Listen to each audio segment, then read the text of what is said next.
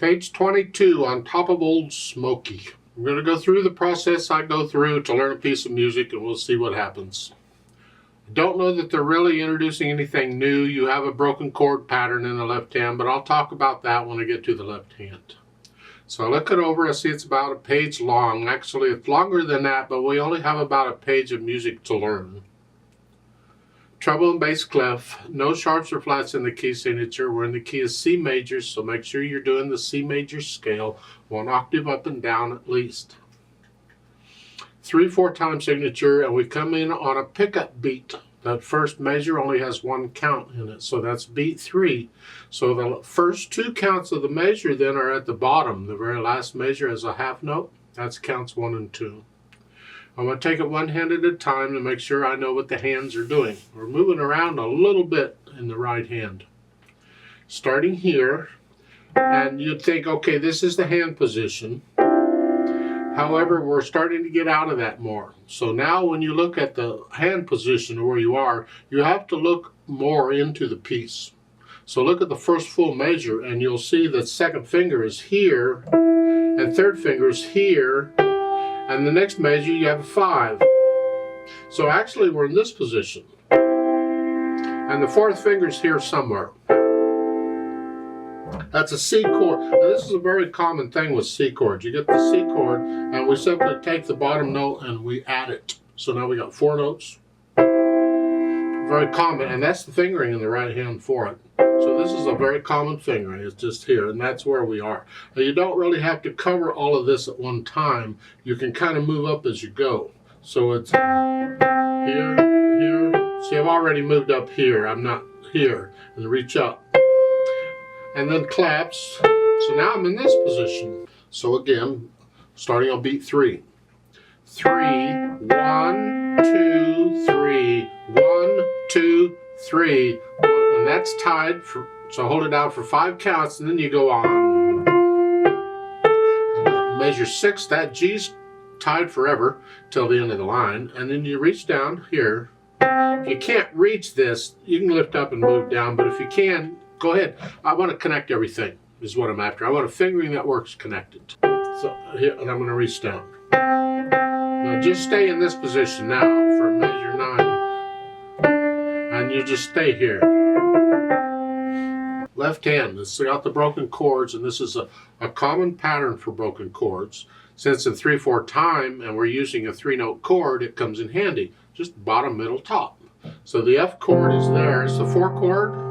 And just 1, 2, 3, just transferring weight and walking on the piano here. The rest will do whatever it does. So don't worry about it. Just in measure 6, that's C chord.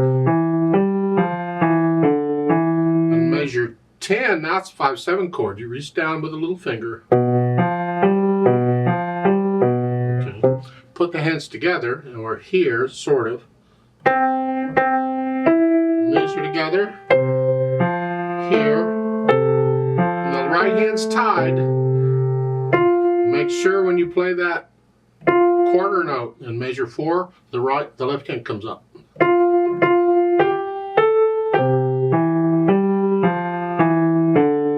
Again, lift the left hand out. That's by itself. You get the idea? You do it. I've already done it. You take care of it.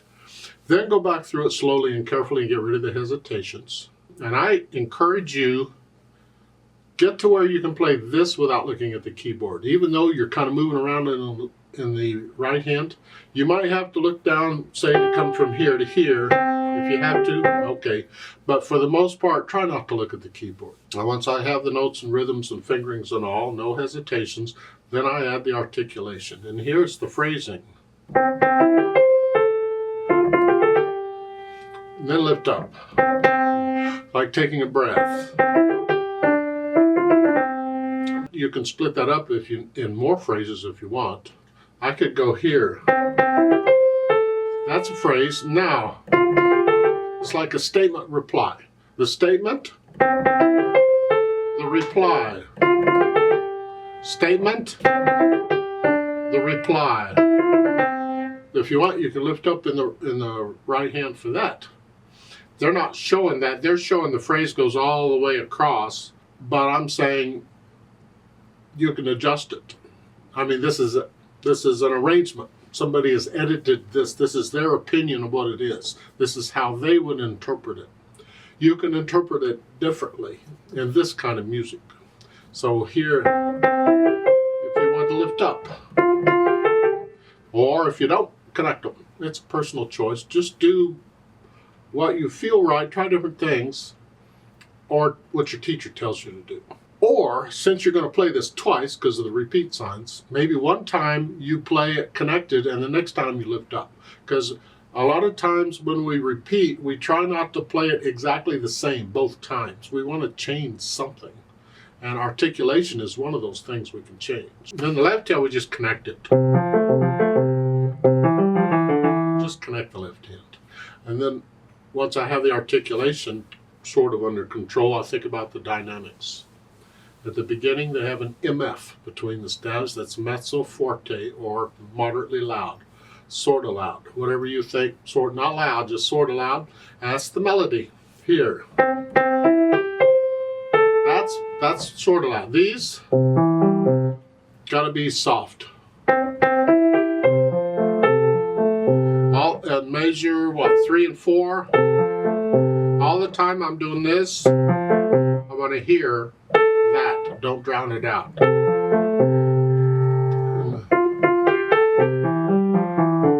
See again in measure 6, 7, and 8. When I'm doing this, I want to hear that. So you have to be careful. And that's the only dynamic they give you. Ugh, boring. Well, get to know it. Get to start feeling it. And if you feel it getting a little louder and softer or whatever. For instance, in the statement reply thing that I talked about earlier, maybe you play the statement a little louder and the reply a little softer. So the reply could be mezzo piano or in P. So this is now come down. Now louder, come down. That's interpretation. You don't have to do it that way. If you don't feel it that way, don't do it that way. Again, because it's repeated, maybe the first time you play it one way and the next time you play it the other way, just to change something. Dynamics is something we can change also, the articulation and dynamics. I'll leave that up to you and your teacher to decide how you want to interpret this. Speed, well, it's just in them.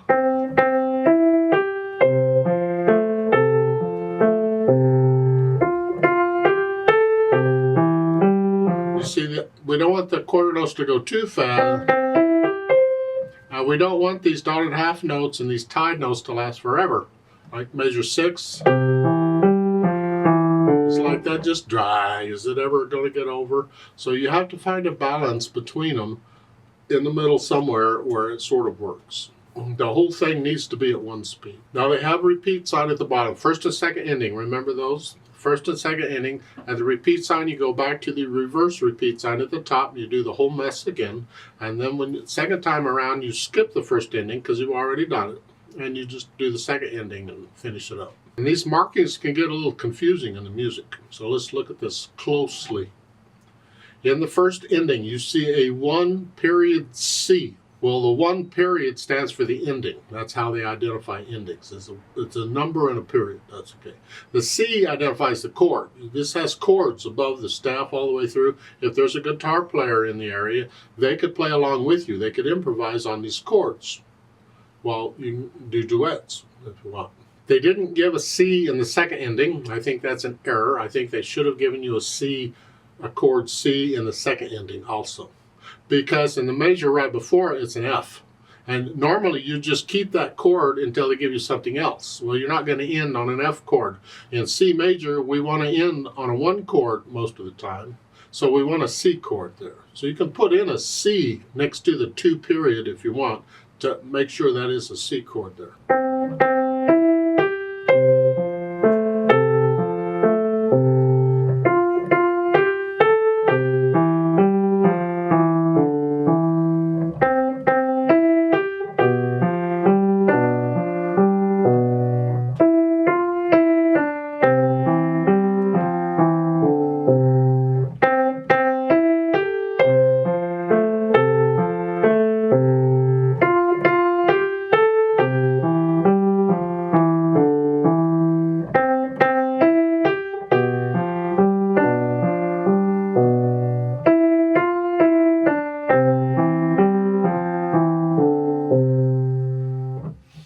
If you feel a little retardando at the end, the second time around, put it in. That's interpretation. So measure 13, second time.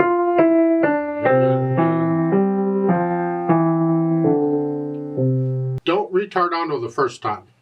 You wait and do that sort of thing at the very end of it. Remember the natural accents. First beat of the measure. 1, 2, 3, 1. If you have to, force it, but you need to feel it. Because at the beginning, if you don't force it or don't feel it, the first note you play, they'll think is beat 1. 1, 2, 3, 4. 1, 2, 3. What? No, it's got 2 here. 2 here. 1, 2, 3, 4. 2, 1, 2. 1, 2, 3. We want to feel these natural accents. Let's play it together very slowly and check the notes and the rhythms. I'm not going to do any dynamics. I'm going to phrase it like it's shown. I'll give us 2 counts because we come in on beat 3. We are going to do the repeat, the whole thing. Ready, go.